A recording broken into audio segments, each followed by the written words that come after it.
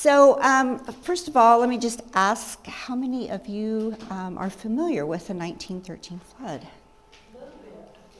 Okay, good. I'm glad to see so many hands. That's great. Oftentimes, people have never heard of it before. I often get the question of why did I want to write a book about the 1913 flood? Why did I want to dig up this event from past Indiana history?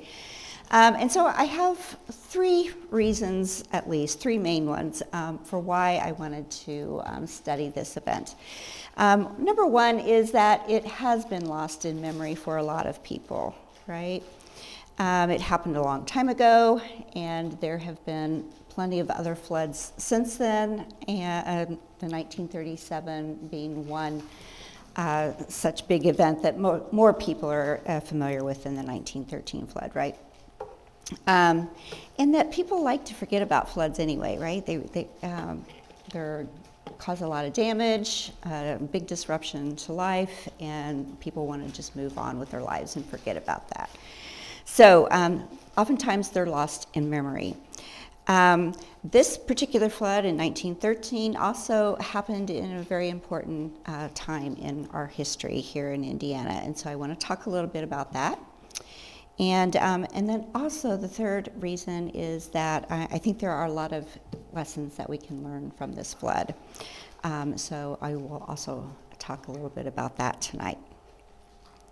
So let's start off with, there we go, what happened with the 1913 flood. What's showing here is a little bit different than what's up here. So, okay, so what happened at a state level to start off with? First of all, we have the fact that it was a spring flood. It happened in March of 1913, began on Easter Sunday for a lot of people, right, and moved across the state. And it was a statewide event, right?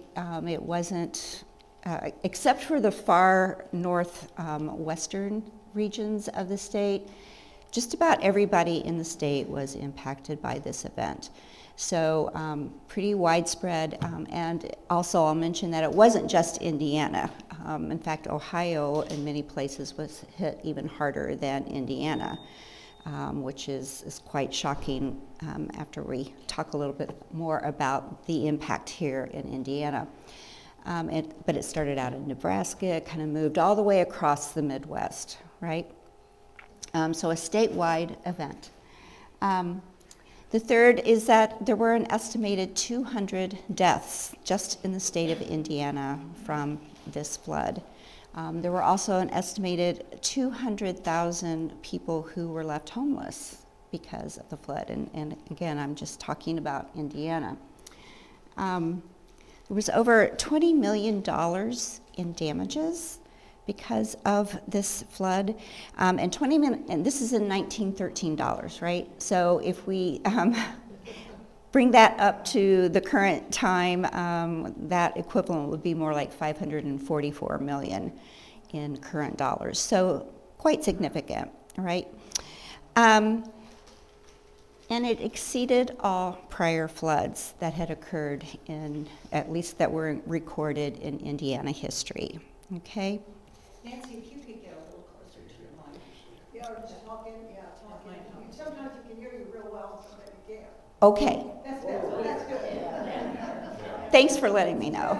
Yeah, don't let me give the whole talk and then say, I couldn't hear anything she said. Yeah. You want the podium out so you can see the screen?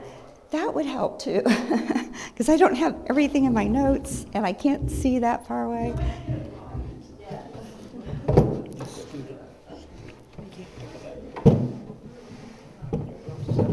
Yes. Close enough. Can you see that? Okay, A little bit around. Yes, that's better. Yes. Fix your microphone a little bit. Jeff, would it help to turn the screen a little bit? Well, that's okay. This is good. I feel like now I'm a little bit too close to this. No? Okay. It sounds really loud to me up here. Okay. Okay, thank you. All right, so these are, some of the key points about what happened in Indiana in 1913. Okay, so yeah, it was like the worst flood in state history, and so we can ask why. First of all, we need to remember that flooding is a natural function of rivers, right? And flooding is not a disaster unless humans are present. Okay. So yeah, flood is not a disaster until you have people in the picture, right? So let's look at why then. Why is this so significant? All right, so in 1913, we've had in the state of Indiana almost 100 years of growth, right? The state is formed in 1816, so by 1913, 100 years almost of development in the state. And so we also have to think about what Indiana's landscape was like when the state was first set up, right? It was a swamp for the most part. A lot of swampy land, not much drainage, lots of rivers and streams, so lots of water, fluvial streams and rivers, right? That is their normal function, to overflow their banks. And by doing that, then they provide lots of nutrients for the soil. So, well, great for farming, right? But not if you have a house built in the way of a flood, right? So that's Indiana's natural landscape. But then we have to think about all the modifications that occurred in the landscape. All the people who came to Indiana, who settled this state and, made it grow into the great state that it is, did so by making a lot of modifications. If they wanted farm fields, they had to dig ditches to drain the water off of their farm fields, or they oftentimes drained swamps. There were a lot of swamps and even lakes that were drained across the state in order to make it farmable, and also to have land where they could build cities. Cleared the forests, right? So that they could build cities, they could have farmland, they could have timber for building, for fuel, whatever. So all of these kinds of modifications happened on this landscape as well. In addition, then we have a lot of towns and cities that were established. Bedford being one of those, right? Established around 1825. Of course, after Palestine. I'm sure you all are aware of that story, okay? Lots of cities and towns, which means more development, right? So expanding on this natural landscape of a floodplain, basically, with very poor drainage. And along with those cities and towns, you have more people coming in, you also have industry coming in, right? So it just continually develops. But along with all of these people and industries, then you have a lot of waste. Human waste and industrial waste. And where does all of that waste go? It goes into the rivers and the streams, right? At the time of the 1913 flood, all of this is getting dumped has been dumped into the river for a number of years, and then when a flood occurs, all of this is getting regurgitated back into neighborhoods and cities and towns. And this also occurs during the Progressive era. I'm sure you all are familiar with that. And so there's all the social activism and political reform going on. They're trying to counteract the negative social effects of industrialization, right? Crowded and unclean conditions in cities.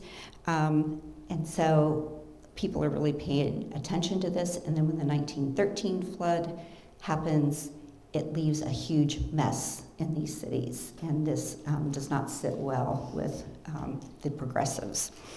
So all of these things kind of add up to help us understand why this flood caused so much damage, right? Remembering again that it's not a disaster unless people are present. When you've got a lot more people in the picture and a lot more buildings, all of these things, then more damage is going to happen, right? It's going to cost a lot more. So this kind of helps us understand that and why this flood caused so much damage, and also helps us think about this relationship that humans have with the environment, right? The land and the rivers around us. So thinking about the human actions that are taken in order to try to control nature, to make it operate the way we want it to operate, but it rarely works because nature kind of has a mind of its own, and water has to go somewhere, right? Okay, so all of this about the state of Indiana, but I really think that it's important to look not only at the specific time period, 1913, but also at the specific place.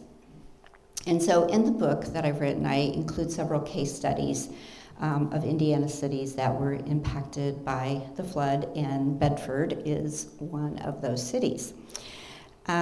So let's look at some specifics about Lawrence County, Bedford, and some of the other areas around. Okay, so here's a map of the county from 1876. And I want to think about what was going on in Lawrence County before 1913 when this flood hit.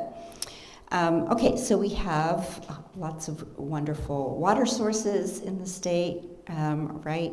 We have White River, the East Fork of the White River. We have Salt Creek, Spider Creek, and Leatherwood Creek, along with plenty of other creeks and tributaries, right? So excellent source of fresh water here in Lawrence County.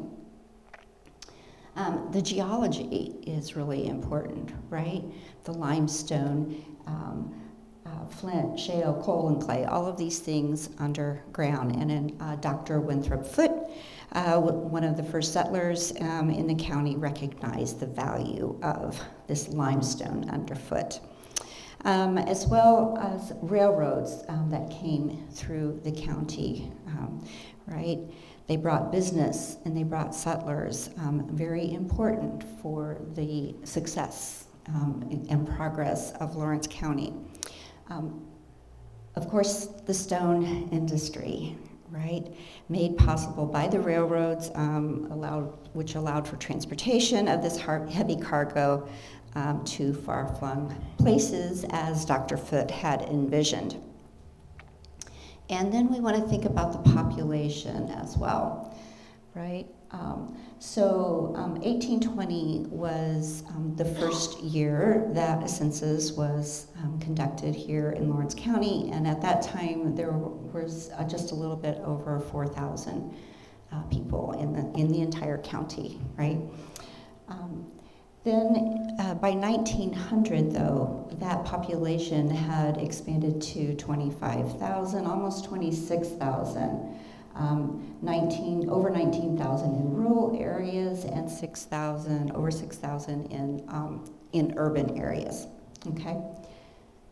But in 10 years, between 1900 and 1910, the population number in the counties dropped by about 1,200, but then the population in urban areas almost doubled, right? So there are some people moving into the cities from rural areas, but there are also lots of other people moving to this area, and most likely because of this stone industry, right? People coming in looking for jobs, wanting to open new quarries, new businesses, and then all the other businesses that come along with that to support this influx of people into the area. So lots of population growth. And specifically for Bedford, you can see that the population in 1884 was only about 2,400, and by 1913 it had expanded to 9,000, right? And now we're up to what, about 14,000 in the city of Bedford, and 45,000 for the county. So the area has continued to grow over the years, right? So what about flooding? The hills of southern Indiana are not like maybe I described earlier, the lack of drainage and in the flat northern and central part of the state, right? Here you have more natural drainage. You have lots of hills. So is flooding a problem? Well, the answer to that is yes. So flooding was still a concern even down here, and the Salt Creek Flats often cut off travel way back in the day. Historian James Guthrie, in his history book that he wrote in 1958, I believe in collaboration with the museum, mentions flooding as one of the challenges that the stone industry faced, right?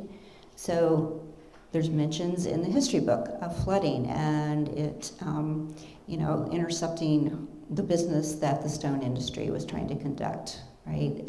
Having difficulty transporting the stone out of the area, or having quarries filled up with water, that sort of thing, right? So he mentions that flooding has been a challenge for them. And then also mentioned in the history books is this McKinley flood, as it's referred to. So it's this major flood.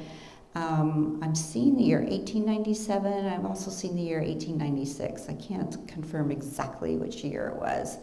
But McKinley was elected in 1896, so I don't know if he was out campaigning then or if it was after his inauguration. But in any event, there was this major flood in 1897, 1896 that caused quite a bit of damage and does appear in the history books. So flooding is an issue down here. And so the takeaway from this is that the people of Lawrence County settled in this area that had plentiful water supply. They established roots, and they grew and prospered in this location, right? Okay, and then 1913 came along, and the waters prevailed, right? This is a headline from the Bedford Daily Mail paper. And you can see, I've got a list of some of the big, and this was, I will say too, that this is difficult because there were so many different stories that appear in the newspapers about this flood. So I've just tried to pull out a few, I don't know if I'd call them highlights, but some of the major headlines, if you will. So that Salt Creek was 10 feet above the 1897 McKinley level, which had been the prior major flood in the area, right? So now it's 10 feet above that. The East Fork of the White River crested at 47.5 feet. And so that exceeded the McKinley flood by 9 feet, right? The Williams Road Bridge was carried away. The Southern Indiana Power Company, the pump house was flooded and electrical power was lost.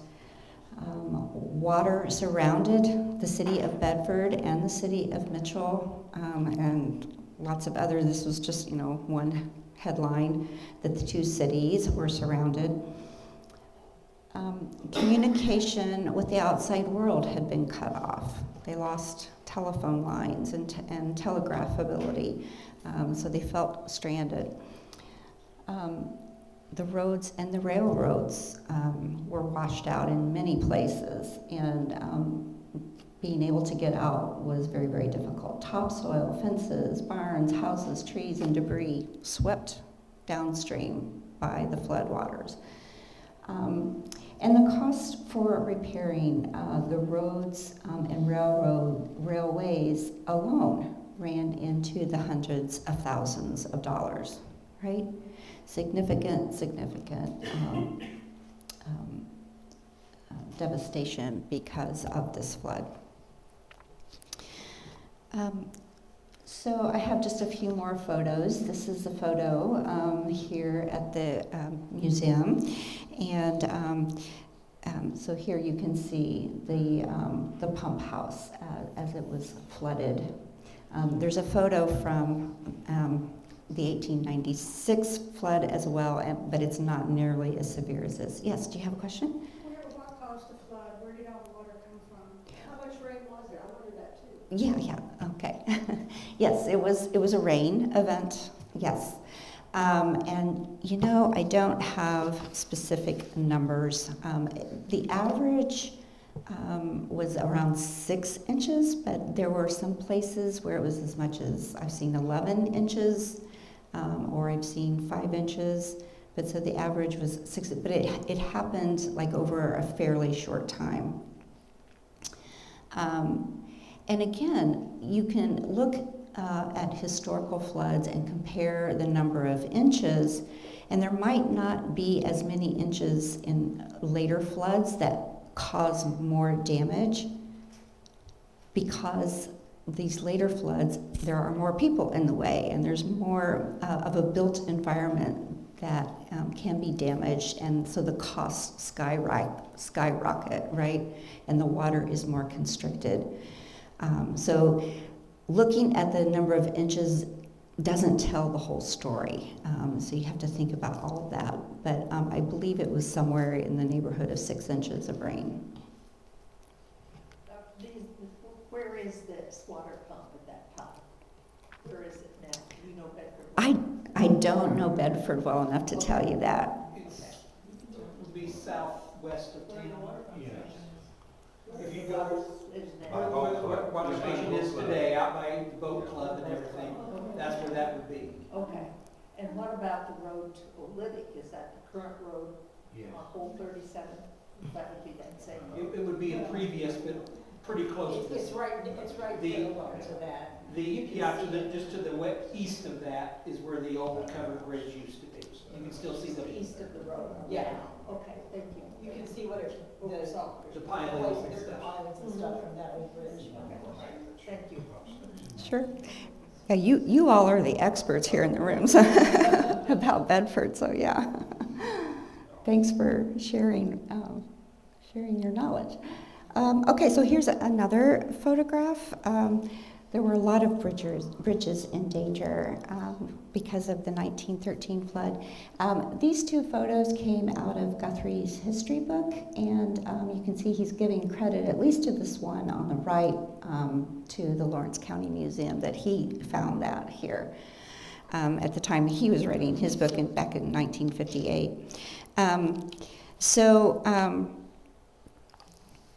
So yeah, a couple more bridges in danger. This one is, I don't know if you can see it. The one on the left, they've got the big limestone blocks on train cars trying to hold the bridge in place. Yes, exactly. How's that right?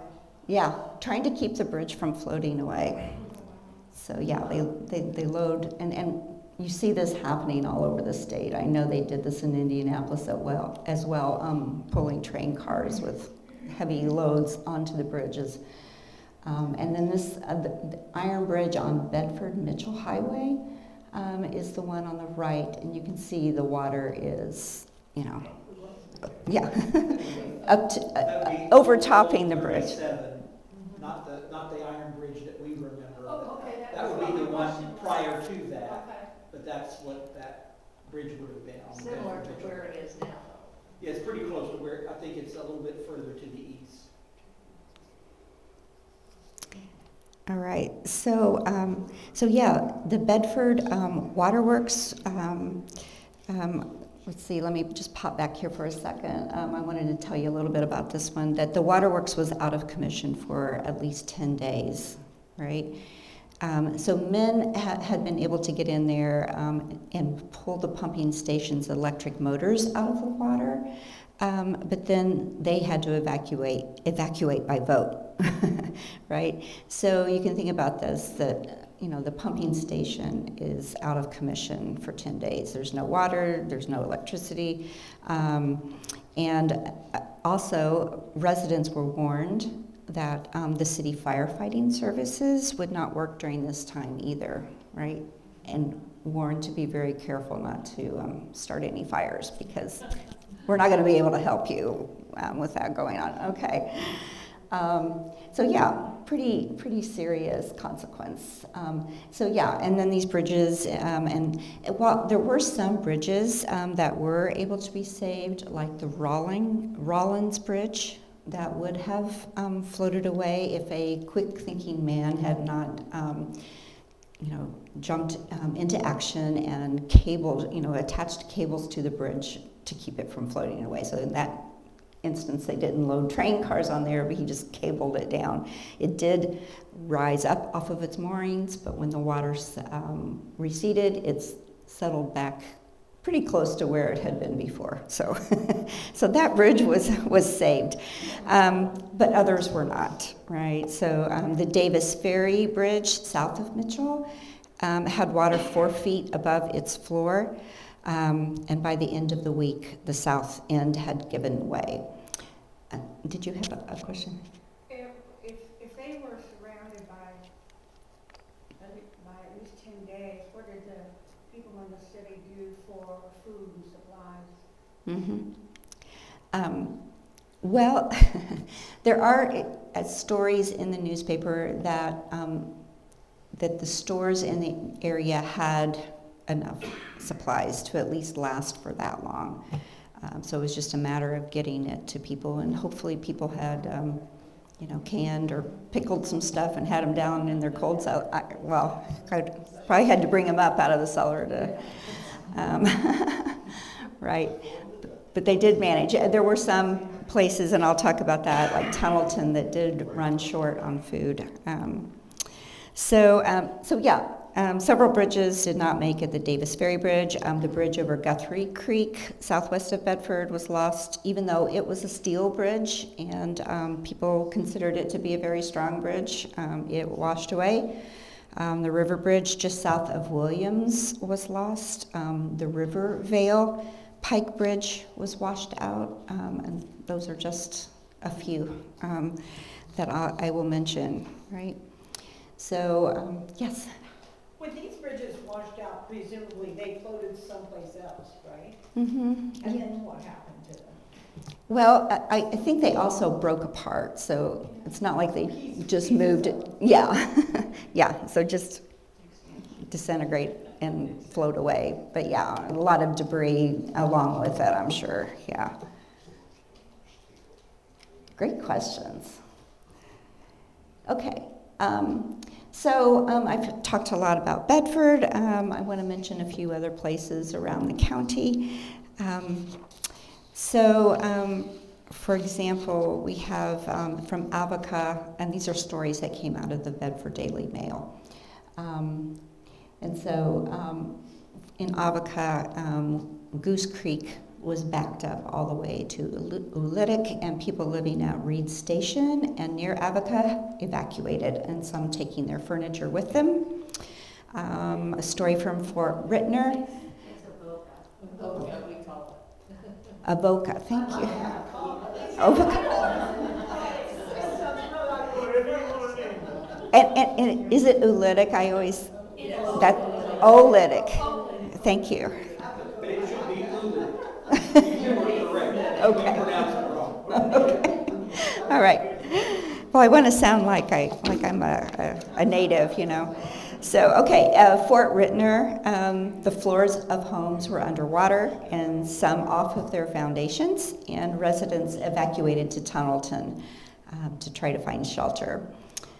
From Leatherwood, there was a story that a train was trying to check on local conditions but had to turn around and return to Bedford because about a quarter mile of the tracks were covered with water from oolitic. A train crew was marooned. Some were willing to brave the rough waters to escape by a motorboat, but they ended up in treetops. And so the other people on the train, seeing this, they decided to wait until the next day to try to get off. From Peerless, there was a story that the railroad fills were washed out for quite a distance, and the tracks were left kind of swinging free in some places. In Tunnelton, where people had from Avoca had gone, oh no, it was Fort Ridner, thanks. I had Fort Ridner, but I got to try to say it again. So the stores ran out of provisions in Tunnelton, and so then a train of 5 wagons filed into the city from a nearby wholesale house with provisions. But it was quite a sight, and it wasn't easy for them to get in or out of the city because they had to seek out safe bridges and ground that was high enough for them to be able to make the trip. So this is just a few examples of some of the stories from around the area.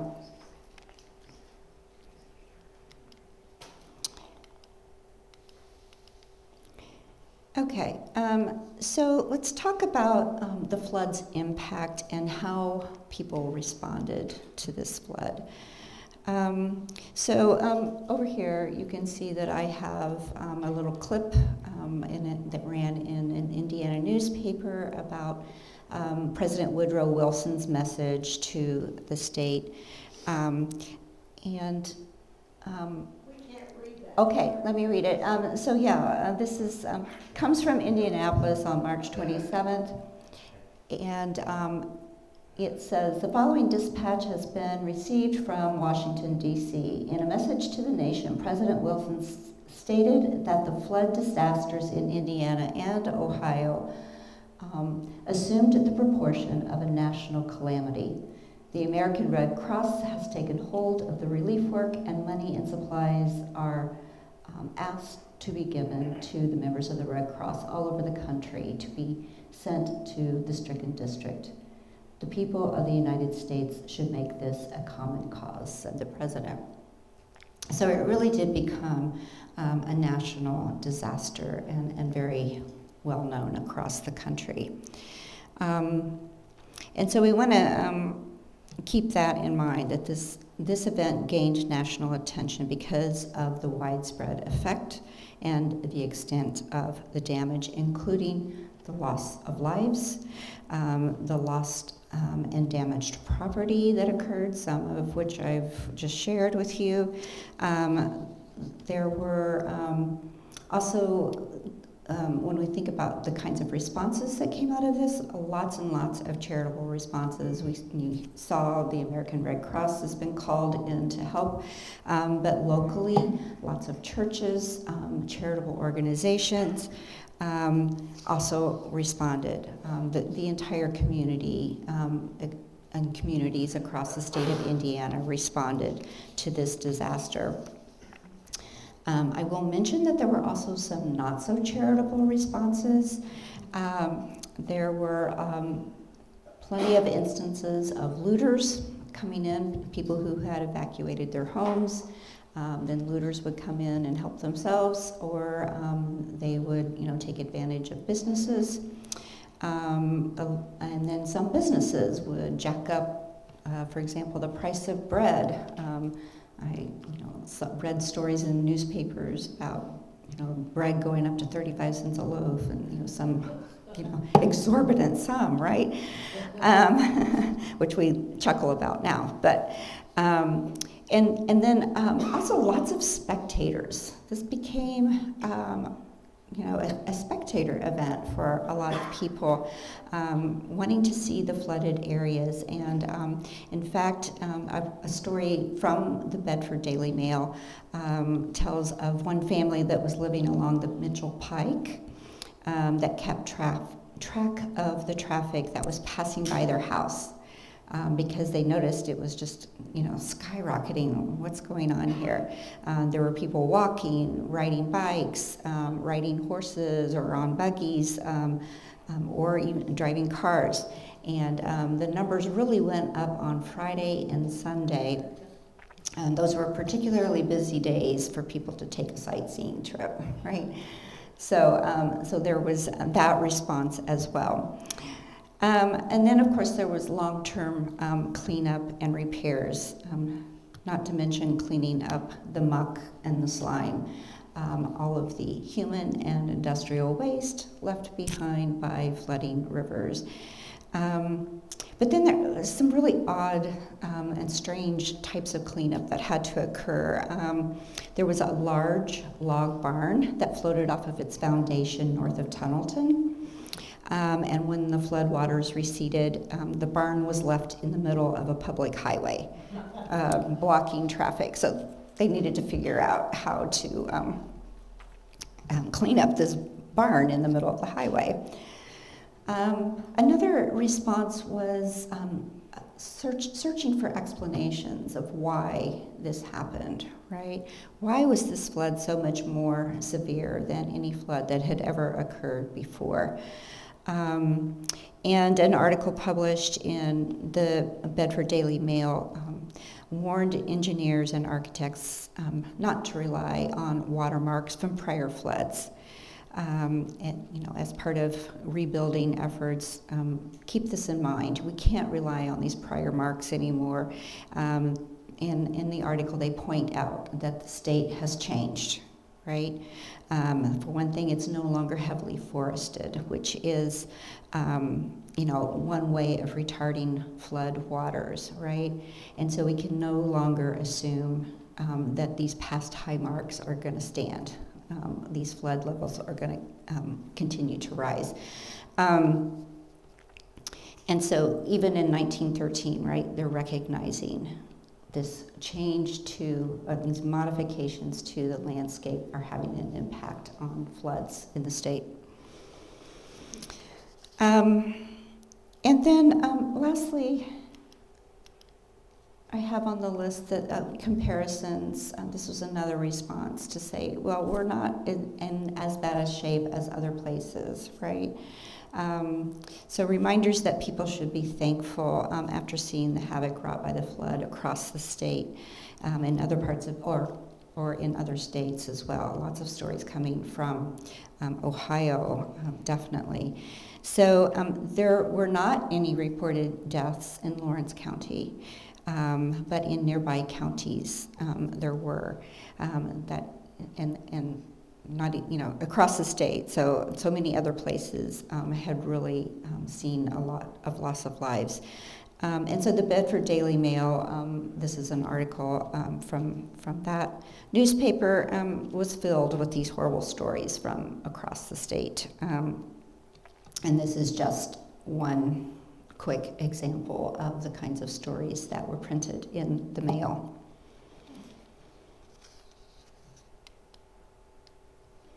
So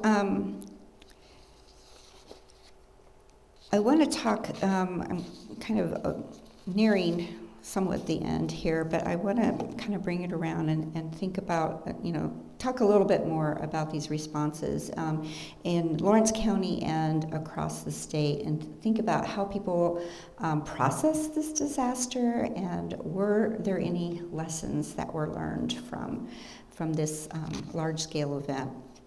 So there were certainly philosophical reflections.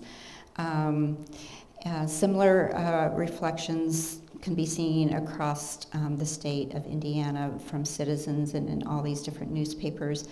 Some took more of a business or a practical point of view. Some were more from a spiritual or religious viewpoint. There were lots of sermons given on the Sunday after the flood, after that Easter Sunday, that focused on this disaster and how can we deal with this. And there was one reverend that noted that the laws of nature were disregarded when persons built in the lowlands in the cities which were flooded. right? So noting kind of this combination of these practical ideas as well as, religious, and delivering this in a Sunday sermon. And in addition, he mentions that levees have become insecure, right? So there are these kinds of things being talked about in 1913. There are certainly plenty of scientific studies and reports. Universities and professional scholars conducted studies to learn why this flood was so devastating, what happened, and what could be expected in the future, right? Is this going to happen again? Certainly people were worried about that. Engineers made recommendations on how to fix the problem, right? Lots of ideas. Engineers jumped in, and this was the perfect opportunity to use their training, right, to come up with a real fix for this problem. Laws were proposed, right? Should regular maintenance be required, and who should pay for it? Should the federal government be responsible, or local communities? Certainly communities repaired and rebuilt. Many cities, you see articles in their newspapers where they talk about the need to permanently improve their streets, or that the levees that they have around town need regular maintenance. Community leaders and residents talked about the need to get back to normal, though, as well, right? As soon as possible, we want to get back to normal. We want to get people back to work, people back into their homes. News articles were printed with titles like, "Don't be a pessimist, seeing dark clouds on the horizon. Let's move on, let's get over this," right? But what we're talking about here too is more landscape and waterway modifications, right? We need to build the levees higher and stronger. We need to straighten rivers. Oftentimes you would see major flooding in places where there was a big bend in the river. So, okay, let's straighten this river. But really what that does is make the river run faster. Or construct flood walls, right? Let's put a barrier between us and the river. But just like building levees, constructing walls, that just constricts the river and makes it, again, run faster and dig in deeper. So in the end, after all this reflection, all these studies, these plans, these laws, the result was more landscape and waterway modifications. So we can ask, were these lessons learned, or just more reactionary responses to the flood? So, what has happened since 1913? I don't know, this is a great picture, and I don't know if you can see it or the caption underneath, but this comes from Lawrenceburg, Indiana, down on the Ohio River. And there's a man standing right here in front of a house that's turned on its side. Yeah. So yeah, this kind of devastation. The number of pictures of the 1913 flood at the Indiana Historical Society are just incredible. So lots and lots of photos if you're interested in taking a look at those sometime. But so since 1913, certainly Indiana communities have continued to experience disastrous floods. The 1937 flood, being the first in a long stream of these continued floods. In the mid-20th century, flood control methods did progress to what they called multi-purpose projects, right? And so now the state of Indiana has a lot of reservoirs, these man-made lakes that were built for multi-purposes to impart control flooding, to regulate water supplies for communities, and to provide recreation for communities. And the Monroe Reservoir is a great example close by here. Also, in the mid-20th century, in 1968, President Lyndon B. Johnson signed the National Flood Insurance Program. So remember that in 1913, there was no such thing as flood insurance, right? And now that is available and even mandated for someone who's buying a home that's with a federally backed mortgage in a floodplain, right?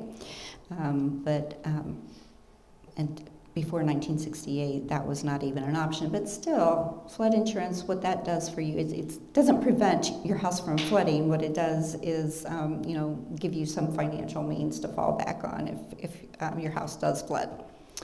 Also, since 1913, we've had a lot of conservation and environmental measures that have succeeded in efforts to preserve wetlands, for example. That one, another way to retard the effects of flooding. We've had legislation to maintain wild and scenic rivers, keep them from being developed. We've also had legislation to prevent river pollution so that maybe these flood waters are not quite so toxic. But we do need to circle back to the first bullet point up here, right? That Indiana communities have continued to experience disastrous floods despite these efforts, right?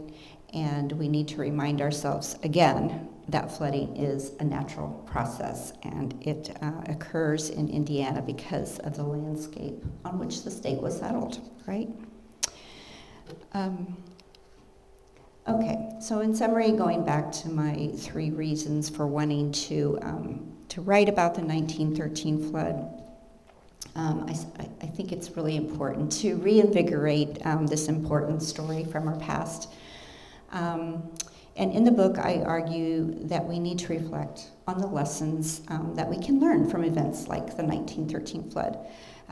By looking at the specific landscape history of each place, that's important. Knowing each place is unique. There might be a similar story occurring across the state, and yet each place has its own specific history, right? Each place is special in its own way.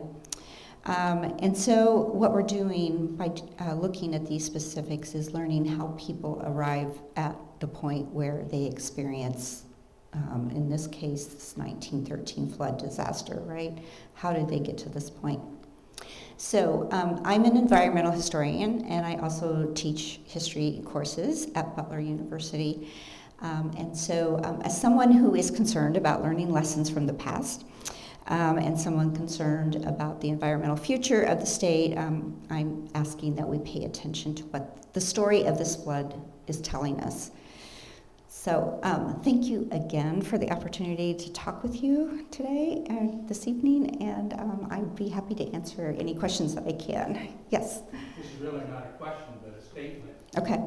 If you look at in Lawrence County at Rivervale, at a ranking of the floods, obviously 1913 flood is way, 6, 7 foot more than any other flood. But if you look at number 2 and number 3, number 2 was 1937. Number 3 just happened a few years ago. And I don't know if it's 5, 6 years ago or whatever. I remember when it happened, but a good illustration of what planning is done and changes in risk management. But 37 was pretty disastrous, not as much as 13, but 5, 6 years ago, most of us don't even remember that we had it, but it was within inches of the 1937 flood. Okay. Yeah, interesting.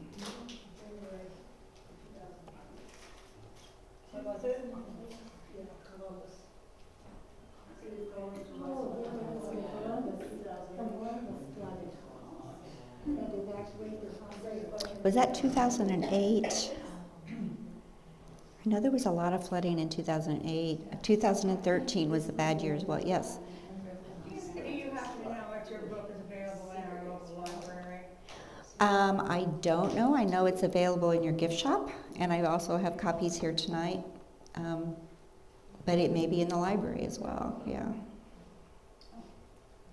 So the loss of life, where was that concentrated within the state? Terre Haute was hit pretty hard. Yeah. I don't know that it's really concentrated. Brooklyn, was it Brooklyn? Not Brooklyn. Brookville. Yeah, they had about 15 people that were killed, and I think, I can't remember the numbers now. A good number of it was from one family, like several generations of people from one family, and it was, yeah, the funeral was, awful. They have a huge reservoir now. Oh, yeah, yeah, yes. How long did the flood last as far as we've got a flood and then the waters go back to normal, like 2 or 3 months or a year? Oh no, they don't. It doesn't take that long for the waters to recede. Yeah. So, and I've got a timeline in the book. So it starts on Easter Sunday, which I believe was March 23rd or 24th, 1913. And usually within a week, the waters have receded in most places. But then it also kind of moves through the state because then, so all the rivers up north in the northern or central part of the state are overflowed, and then they start moving downstream. They make their way down. So Evansville gets hit later than other areas of the state. And then they refer to it as, I don't remember the exact quote, it's like a lake, the city of Evansville, but that happened about a week after other places, and so then they have to wait. So it's kind of this time lapse that occurs. But the cleanup is what takes the longest time, yeah. What about the Ohio River towns in Indiana and even Louisville? Were they hit desperately? Yes, yeah. So Lawrenceburg was one that was hit quite hard, and Evansville, and then Dayton, Ohio. There's been a lot written about Dayton, Ohio for some reason. I mean, the Great Miami River and the Ohio River kind of come together at Dayton, and they were, yeah, it was really bad there, yeah. Some of the historians in here might know specifically, but I think a few carloads, train carloads of people came up from New Albany, Jeffersonville to stay in Bedford. Oh. You get away from the flood down there. Yeah. Is that correct? 37. I think that was more 37. Oh. Yeah, Okay. Yeah. The Mitchell Presbyterian Church was set up as a triage. People just came and were sleeping in cots. For which flood? 37. Okay. And there was Fountain Ferry Amusement Park was in Louisville at the time. So many people had to transfer to Lawrence County from down there. They actually had a Lawrence County Day at Fountain Ferry Park, inviting all the local residents to go down there after the flood had receded and have some hospitality on that end instead of us providing it there. Okay. And there was also a story that Bedford was pretty well cut off. And what do you mean by cut off? Do you mean like there was 3 feet of water all around the city? What exactly do you mean? No railroad. The railroads got washed out. Some of The roads, the got bridges. washed out. All that. So basically, you couldn't get in or out of Bedford with ease. So, but mail could get into Mitchell. So because of the railroads being higher, they also coming up from the south. So the Mitchell and Bedford postmasters met in the center of White River in boats and exchanged mail so they could get. So. You've got some great stories. You've got some great stories.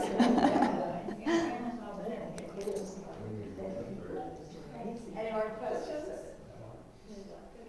Thank you, Nancy. Oh, thank you. Thank you.